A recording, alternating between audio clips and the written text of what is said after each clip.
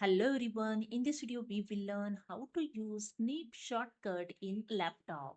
So let's start. This is my laptop and here I'm going to use the shortcut key window key plus shift plus S, and you will see the some Snip option appear at the top of your screen.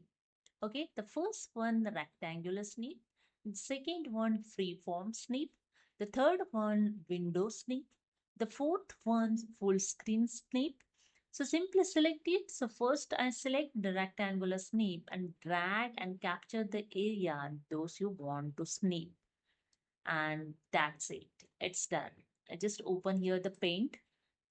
Okay, and just paste here the captured area. Okay. If you want to save the screenshot, you can save it. Just click on the file, click on the save, and here save as dialog box is open. Select the destination where you want to save this screenshot, and after that, change the file name if you want to change. And if you want to change the file type, the default file type is PNG here showing. If you want to change, just click on this drop down arrow and you can select here the different file type also. After that, click on the save and that's it.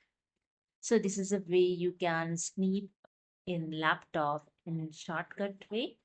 So hope you understood. If you like this video, please subscribe. Thank you so much.